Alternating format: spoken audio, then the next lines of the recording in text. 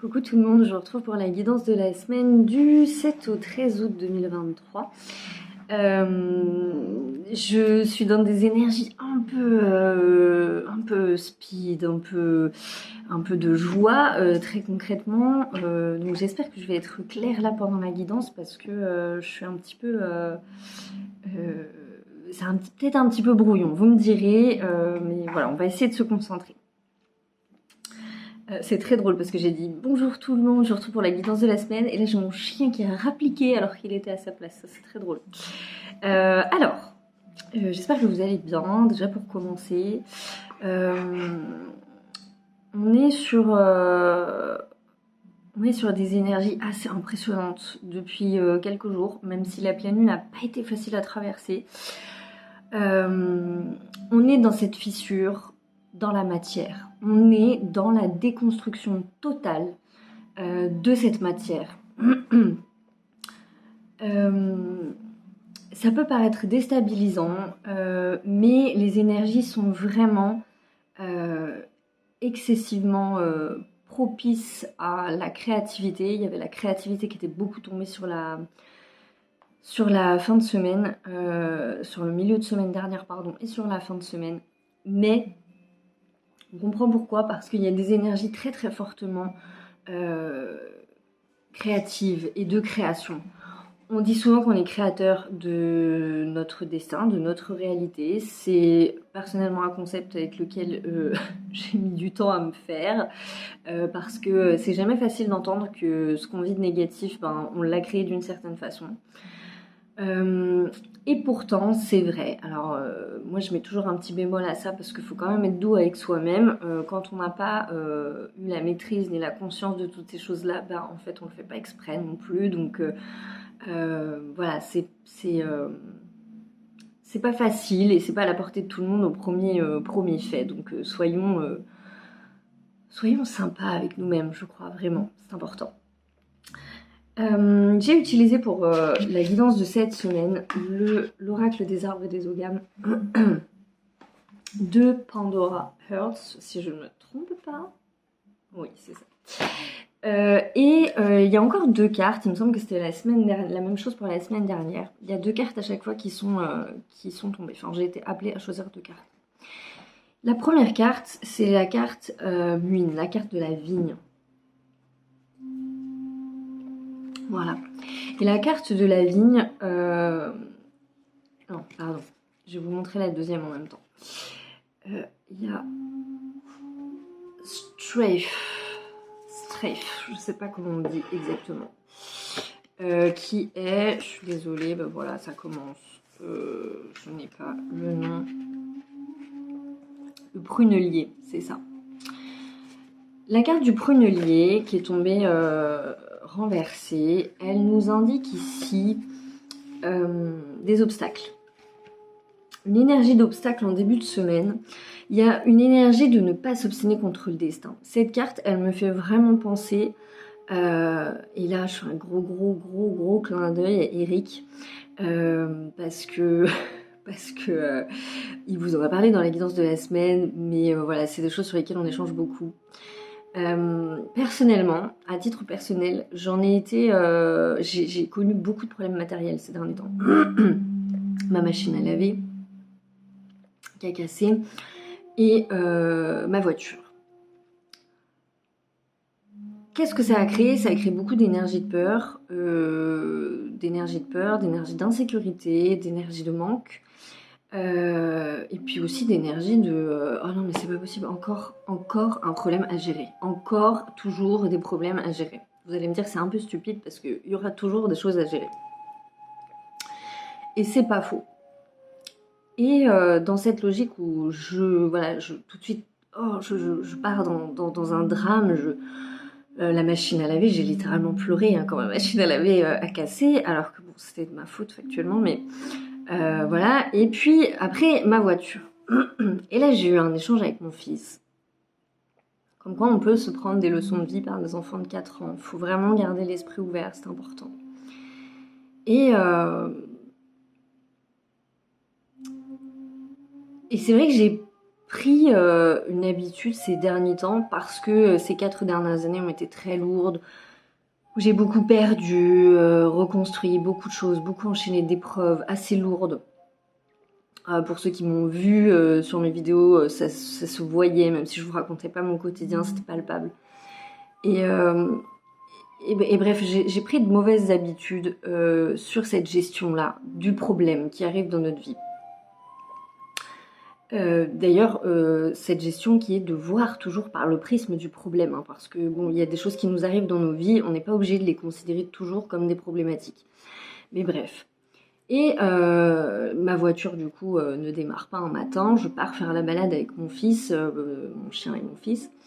Et sur le chemin du retour, mon fils me dit mais pourquoi t'as une drôle de voix? Et c'est vrai que j'étais triste, j'ai contenu mes larmes pour une fois, j'étais assez fière de moi. Et il me dit mais pourquoi t'as une drôle de voix? Je dis bah parce que je suis triste, en fait je suis triste et là voilà, la voiture elle est cassée, c'est des problèmes en plus et voilà. Et il me dit bah oui mais bon tu vas pas pleurer, faut pas pleurer pour une voiture. Puis là il me rappelle déjà quand la roue elle a crevé l'autre fois, bah t'as pleuré, bon. Et sur le coup, je vais pas vous mentir, je me fais piquer par mon enfant de 4 ans. Ma première réaction, c'est de me fâcher un peu en lui disant « Dis donc, t'es pas sympa quand même, j'ai des émotions, j'ai le droit de les exprimer, j'ai le droit de péter des câbles quand même quand j'en ai un petit peu marre. » Et puis, passer ce petit cap où bon, il me pique un peu, je me dis « Mais en vrai, il a raison. Il a raison en vrai. En vrai, tu peux pas pleurer à chaque fois qu'il y a un problème. Est-ce que ça le résout? Non. Est-ce que ça t'aide? Non plus. Et est-ce que tu lui montres le bon exemple? Encore moins. Ben oui, parce que là, ce que je lui montre, c'est qu'à chaque fois qu'il y a quelque chose qui se passe dans ta vie, ton réflexe, c'est de pleurer. Alors que c'est pas ça qu'il faut faire. Ce qu'il faudrait faire, c'est être rationnel et puis garder son calme et trouver des solutions. Sauf que moi, dans cette période où j'ai enchaîné du drame sur du drame sur du drame, et bien cette capacité-là que j'ai eue à un moment donné dans ma vie, elle a fini par disparaître. Et je me suis juste sentie accablée par le poids de la vie. Et du coup, voilà, c'est important. C'est important d'écouter ses enfants. Écoutez toujours vos enfants, parce qu'ils ont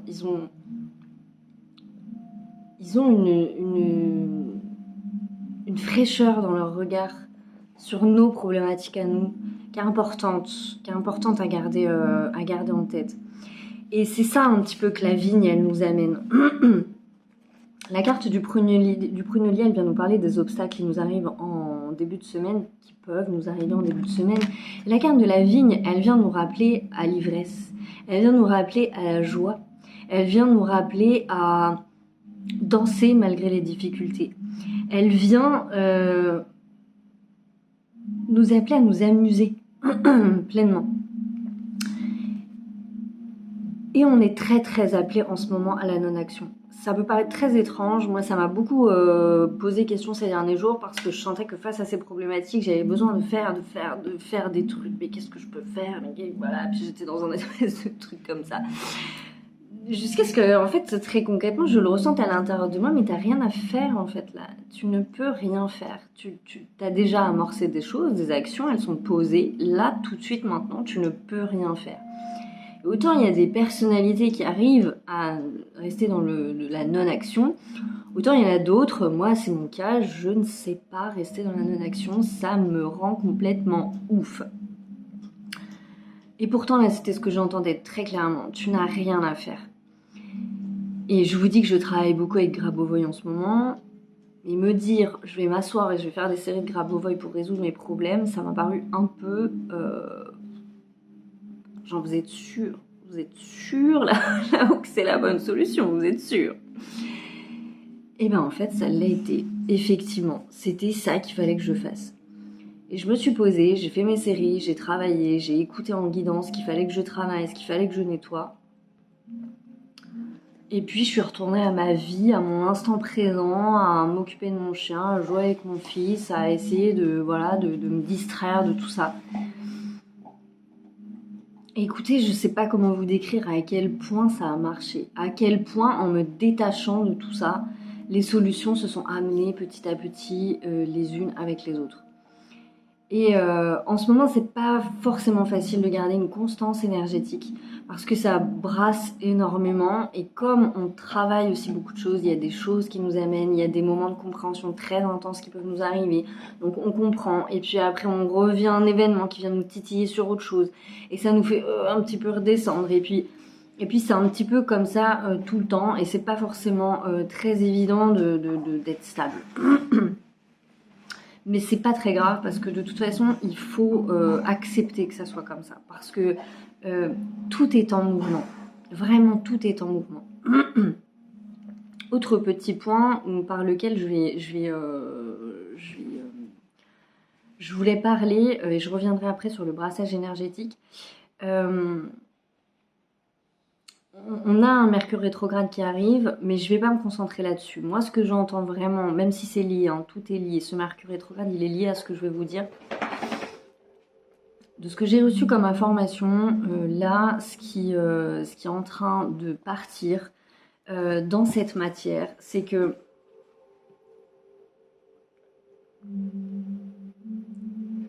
la matière, elle se dissout parce que il y a une... C'est la densité qui vient se casser, si vous voulez. La densité de la matière. On a, ce matin, c'est ce qui m'est venu, des programmes entiers, matriciels, qui nous quittent. Un des programmes matriciels qui est parti sur la journée d'aujourd'hui et qui va continuer de se déliter, je pense, c'est un programme matriciel autour de la peur, des croyances limitantes, tu n'es pas capable de faire ça, tu n'arriveras jamais à faire ça, si on n'a pas ça, on peut pas faire ça, etc., etc. C'est un programme, vraiment, c'est le mot que j'ai entendu. Dans ces programmes matriciels qui se défont, qui se cassent littéralement, ben, du coup, ça laisse un esprit un petit peu de vide, un esprit alors ok, d'accord, ça me va. Alors effectivement, je peux construire mon avenir, je crée ma réalité, d'accord. Mais ok, mais toute ma vie, je me suis basée sur l'ancien programme, quoi. Donc la transition, c'est cette transition-là qui est pas forcément simple et qui est, c'est un virage à amorcer, à prendre en douceur et en acceptant vraiment de quitter profondément tout ce qui a trait à l'ancien nous, aux anciens programmes. Accepter de voir les choses autrement, de les comprendre autrement, de vivre aussi autrement. Et d'amener les petits changements, parce que là on parle de petits changements, on n'est pas sur des grands bouleversements de vie, on est plus sur des petits changements au quotidien qui vont amener des grands bouleversements, mais ça commence par des petites actions dans le quotidien, des petites choses. Et c'est ça qui va faire du bien. Ces programmes nous quittent, ils nous quittent pour le meilleur. C'est pas quelque chose qu'on peut choisir, ça nous quitte de toute façon. Et ça doit tous nous quitter parce que c'est précisément, c'est précisément ça, la voie de l'ascension à un moment donné. Et c'est du bon, c'est vraiment du bon. En milieu de semaine, on a... vous voyez, j'étais vraiment pas concentrée sur quand j'ai écrit ma... Vous voyez, cette émulation-là dont je vous parlais, qui est très chouette au demeurant, hein, mais qui... Voilà, on avait le chèvrefeuille. Voilà. On a le chèvrefeuille qui apparaît. Et les deux cartes sensiblement nous parlent un petit peu de la même chose. Et je crois que c'est le l'aubépine. C'est l'aubépine. Ces deux cartes, elles viennent nous parler justement de ce brassage énergétique. D'un sentiment qui peut apparaître comme un sentiment d'insécurité, qui est totalement normal dans les énergies qu'on traverse parce que, encore une fois, il y a un passage, il y a une transition là qui se fait et qui, du coup, n'est pas forcément simple. En lien avec tout ce que j'expliquais sur ce programme-là qui casse, de ce que j'ai reçu, le matériel va beaucoup être impacté. Le matériel va beaucoup être impacté parce que c'est la matière, notre système matriciel, la matrice, une des matrices, mais la matrice principale, oppressante en tout cas, qui se fissure, qui se brise, qui se casse, qui... Voilà. Par conséquent, le matériel, du coup, va être questionné, être impacté. Alors ça peut être par plein de manières différentes. Ça peut être par des pannes, ça peut être par des bugs, ça peut être par des choses qui cassent, ça peut être par plein de choses différentes. Des pannes de voitures, des choses comme ça. Alors je vous dis absolument pas ça pour vous imaginer au pire, pour vous connecter au pire ou quoi que ce soit. Je vous dis ça parce que dans les informations que j'ai reçues, il faut s'y préparer. Dans le sens où, voilà, c'est des choses qui vont pouvoir se produire. Et c'est justement des choses sur lesquelles il va falloir rester excessivement calme. Essayer de comprendre ce que ça vient nous dire dans nos vies. Moi, quand ma machine a cassé, m'a lavé, ma machine à laver a cassé. Vous voyez, quand je vous dis, ça part dans tous les sens. Je mélange même les mots dans mes phrases. La voiture, je me suis dit, bon, ok. Dans une conversation avec Eric, elle me dit, bah oui, la voiture, c'est la capacité à avancer. Ok, bon, d'accord. Et faut comprendre la signification du pourquoi ça arrive. Ok, je m'énerve pas, je reprends le dessus et d'être bien concentré sur les solutions et sur le fait que ce qu'on vit dans l'instant n'est pas représentatif de notre vie, du problème en question. C'est représentatif de quelque chose de plus large et de notre rapport à cette matière, du rapport qu'on entretient avec le matériel dans nos vies. Alors pas seulement sur la possession, sur la notion si on est matérialiste ou pas matérialiste, mais sur ça. C'est pour ça que je vous expliquais cette petite anecdote avec mon fils là. Moi, mon rapport avec la chose matérielle, il est de cet ordre-là, de l'ordre du manque, de l'insécurité. Ah, ça casse, bah oui, mais tout ça, ça va coûter de l'argent, et oh là là, et mon Dieu, et mon Dieu, et mon Dieu. On a tous un rapport très différent aux choses en fonction de nos situations. Et c'est ça, en fait, que ça vient questionner, c'est notre rapport à la matière. Donc dans tout ça, sur le milieu de semaine, on pourrait vivre un brassage énergétique parce que beaucoup de compréhension nous arrive par rapport à tout ça.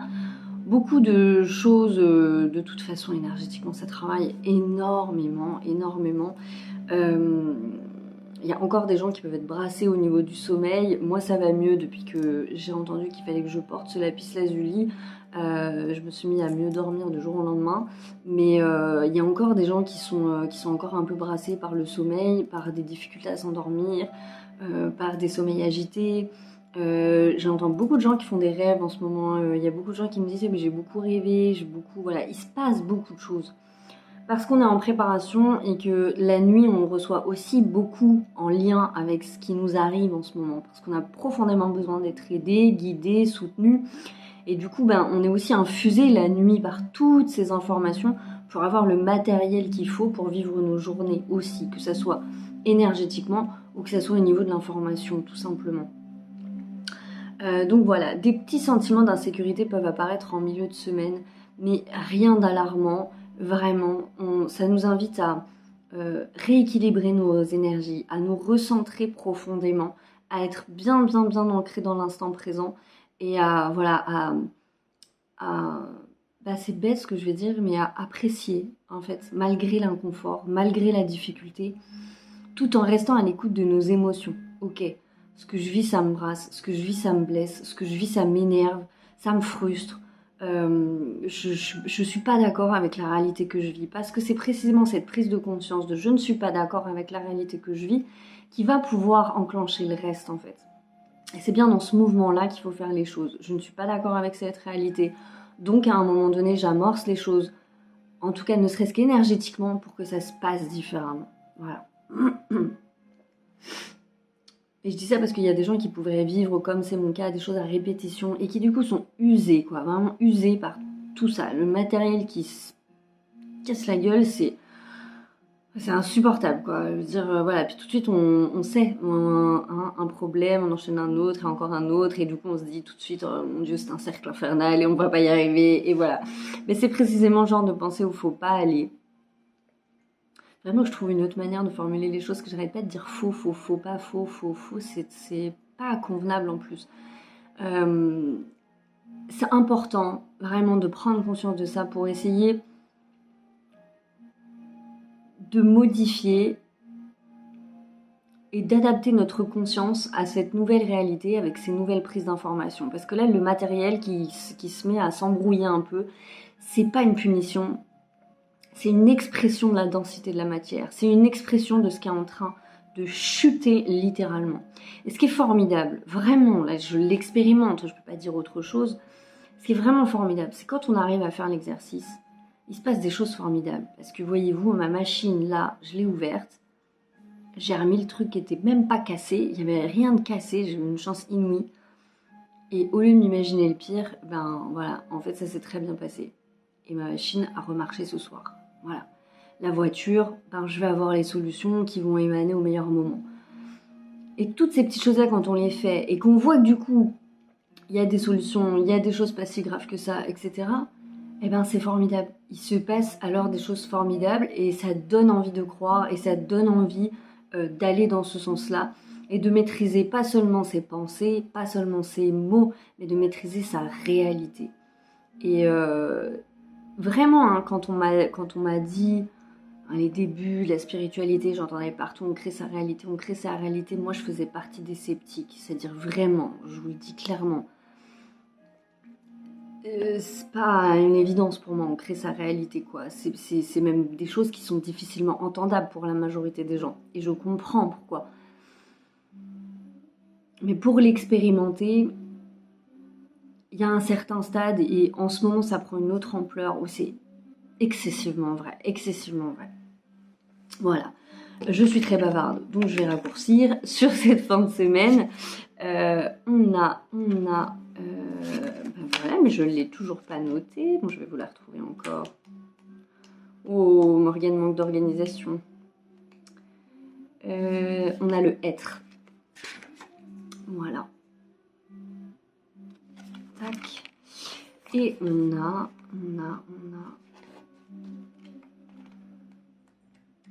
Elle parle de connexion, les deux cartes de la fin de semaine. De connexion justement nécessaire par rapport à tout ce qui se sera passé en début et en milieu de semaine. Elle parle de spiritualité.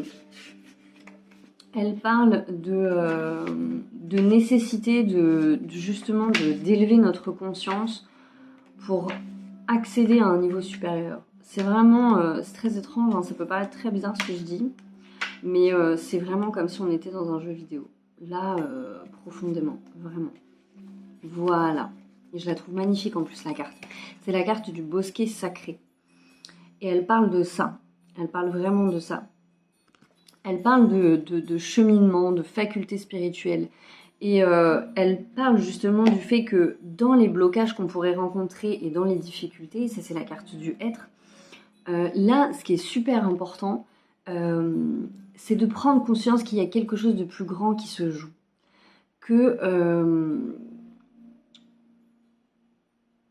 je ne sais pas si c'est des choses qui vous ont traversé, mais moi c'est des choses, me dire que la vie m'en veut, que je suis punie, que voilà, que tous ces sentiments-là là, qu'on a pu nourrir pendant des années, qui sont parfois en partie vrais, parce que parfois on a besoin de lever des karmas, parce qu'effectivement on revit des cercles répétitifs de punition, parce qu'on est connecté à tel ou tel karma, mais